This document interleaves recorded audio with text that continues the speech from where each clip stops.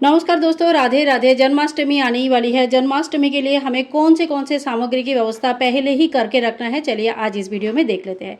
इस साल जन्माष्टमी 15 अगस्त और 16 अगस्त दोनों दिन मनाया जा रहा है।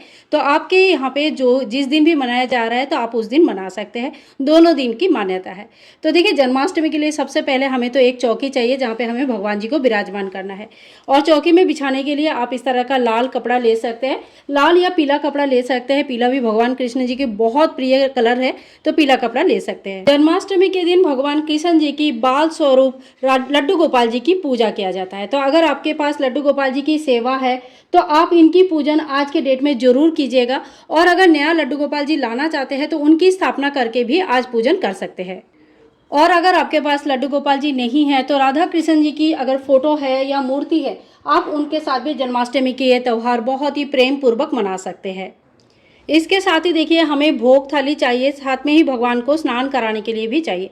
तो यहाँ पे मैंने देखिए क्या क्या ले लिया है। सबसे पहले भोग के लिए मैंने यहाँ पे हनी ले लिया, यानी कि शहद ले लिया है, काजू बादाम ले लिया है, खीर ले लिया है, पंचम जो पंजरी होते हैं, पंजरी की भोग बहुत ही आवश्यक होता है, वो ले लिया है। यहाँ पे मक्खन का भोग ले लिया है, लड्डू लिया है, और कोई भी आप कोई भी फल वगैरह ले सकते हैं, जो सीजनल फल है वो ले सकते हैं। तो यहाँ पे ये सारी चीज़ें हमें लेनी है। इसके साथ ही ठाकुर जी को स्नान कराने के लिए आप सिंपल दूध ले सकते हैं, या पंचामृत दूध दही घी शक्कर मधु मिक्स करके भी ले सकते हैं। यहाँ पे मैंने पंचामृत बना लिया है। और ठाकुर जी के स्नान का जो पंचामृत है उसमें तुलसी दल नहीं डाला जाता है, और आप जो उनका भोग लगाएंगे उसमें तुलसी दल जरूर डालिएगा। इसके साथ ही देखिए, आज गौ माता का पूजन जरूर किया जाता है। गाय और बछड़े का ये जो स्वरूप है, इनकी पूजन आज के दिन जरूर किया जाता है। घर में संतान की उन्नति के लिए और संतान प्राप्ति के लिए भी जन्माष्टमी के दिन गौ माता का पूजन करना बहुत ज़्यादा श्रेष्ठ माना जाता है। और अब देख लेते हैं पूजा थाली में हमें कौन सी सामग्री चाहिए। तो नॉर्मल जैसे हम पूजा करते हैं उसी तरह का सामग्री चाहिए। यहाँ पे मैंने दिया ले लिया है, दिया आप थोड़ी सी बड़ी लेना। और यहाँ पे धूप बत्ती ले लिया है। आरती करने के लिए कपूर आप जरूर ले लीजिएगा। इसके साथ ही टीका करने के लिए चंदन हम ले लेंगे, रोली हम ले लेंगे, और साथ ही में चावल हम ले लेंगे। चावल बिना टूटा हुआ होना चाहिए, ध्यान रखिएगा। इसके साथ ही वस्त्र स्वरूप चढ़ाने के लिए कलावा हमें जरूर लेनी है। और भगवान को चढ़ाने के लिए दक्षिणा, कोई भी पूजा को संपूर्ण करने के लिए दक्षिणा हमें चाहिए होता है। इसके साथ ही हमें चाहिए इत्र मालिश जरूर किया जाता है। और कोई भी पूजा में भगवान गणेश जी की पूजा सबसे पहले होता है। अगर आप अपने मंदिर में पूजा कर रहे हैं तो वहीं पे गणेश जी की पूजा कर लीजिएगा। और अगर आप मंदिर में पूजा नहीं कर रहे तो अलग से चौकी लगा रहे हैं तो वहाँ पे गणेश जी को विराजमान करके उनकी पूजा अर्चना कर लीजिएगा। अगर आपके पास गणेश जी की मूर्ति नहीं है तो आप छोटा सा एक सुपारी लेके उनको भी गणेश जी की स्वरूप मानकर पूजा कर सकते हैं। तो इस तरह से हमें गणेश जी के आह्वान सबसे पहले करना है, उसके बाद ही पूजन करनी है।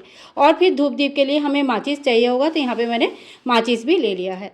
इसके साथ ही हमें चाहिए 1 लोटा जल, और चाहिए ढेर सारा फूल।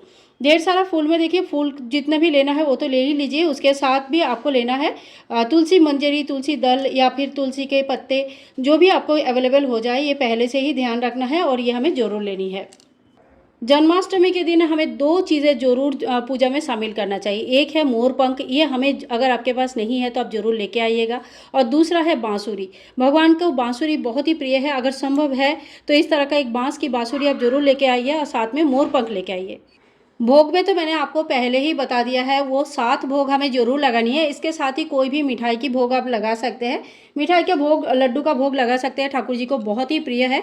और इसके साथ ही जो मेन भोग होता है वो है खीरा का भोग। अगर आपको डंठल वाला खीरा मिल जाता है तो फिर बहुत ही अच्छी बात है, क्योंकि डंठल वाला जो खीरा होता है इसी से ठाकुर जी की जन्म करवाया जाता है। अगर आप जन्म नहीं भी करवाते हो तभी भी खीरा का भोग हमें जरूर चढ़ानी होती है। जन्माष्टमी के दिन ठाकुर जी के लिए जरूर कुछ ना कुछ आप लेके आइए, अच्छे श्रृंगार लेके आइए, मुकुट, माला, चूड़ी, जो भी सामान आपको लगता है ठाकुर जी को पहना के बहुत सुंदर लगेंगे, तो उस तरह का जो भी सामान आप लाना चाहते हैं लेके आइए। और साथ में 2 ड्रेसेस, कम से कम नया 2 ड्रेस लेके आइए। तो इससे क्या, सवेरे एक ड्रेस हमें पहनाना होता है और शाम को एक ड्रेस पहनाना होता है, तो 2 नया ड्रेस हमें जरूर चाहिए। देखिए, लड्डू गोपाल जी के जब बर्थडे होते हैं तो छोटे बच्चे के बर्थडे जैसे हम सेलिब्रेट करते हैं ना, कुछ इसी तरह से हमें सेलिब्रेट करनी चाहिए। तो छोटे बच्चे कौन सा चीज़ों से खुश होते हैं, वो ना खेल खिलौने से बहुत ज़्यादा खुश होते हैं। तो जब भी हम लोग लड्डू गोपाल जी की झांकी लगाते हैं तो हमें कोशिश करना चाहिए कि हम छोटे छोटे खेल खिलौने से उनकी झांकी सुंदर करके सजा पाए, ताकि हमारे लड्डू गोपाल जी बहुत खुश हो जाए। तो इस तरह से हमें छोटे छोटे खेल खिलौने लाना है, जिससे ठाकुर जी की बहुत अच्छी तरह से झांकी सज जाए। और अगर आप ठाकुर जी के लिए कोई गिफ्ट लाइए है तो गिफ्ट भी जन्माष्टमी के दिन ही ठाकुर जी को दिया जाता है। इसके साथ ही देखिए लड्डू गोपाल जी की जब हम जन्माष्टमी मनाते हैं तो हमें चाहिए होता है झूला। अगर आपके पास झूला है तो बहुत ही प्रेम पूर्वक उसको डेकोरेशन भी कर सकते हैं, बहुत अच्छा लगता है। और झूला कई प्रकार के होते हैं, जो भी झूला आपके पास है उसी झूला को डेकोरेशन कर सकते हैं। ये वाली झूला जैसे मैंने खुद ही अपने हाथों से ही डेकोरेट किया है, लास्ट जन्माष्टमी में मैंने किया था और बहुत ही सुंदर लगता है। तो इस तरह का झूला भी आप जरूर व्यवस्था कर लीजिएगा। और देखिए रात को ठाकुर जी की जन्म करवाया जाता है। अगर आप जन्म करवाते हैं तो आप इस तरह का एक बांस की दलिया या बांस की जो टोकरी होती है ये भी ले सकते हैं। आप पीतल का कोई भी बड़ा सा अगर कटोरा जैसा कुछ है या इस तरह का उर्ली है, इस तरह का उर्ली में भी आप जन्म करवा सकते हैं। या सबसे अच्छा होता है कि अगर इस तरह का बांस का अगर आपको कुछ मिल जाएगा तो इसमें आप जन्म करवा सकते हैं। इसके लिए हमें ढेर सारा फूल चाहिए होगा, जो ओरिजिनल फूल है वही फूल चाहिए होगा।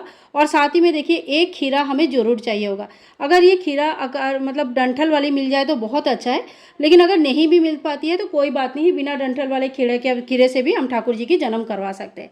सो फ्रेंड्स, ये वो सारे सामग्री है जिससे हमें जन्माष्टमी की पूजा करने में कोई भी अड़चने नहीं आएगी। ठाकुर जी की पूजा हम बहुत ही अच्छी तरह से इन सभी चीज़ों से कर सकते हैं।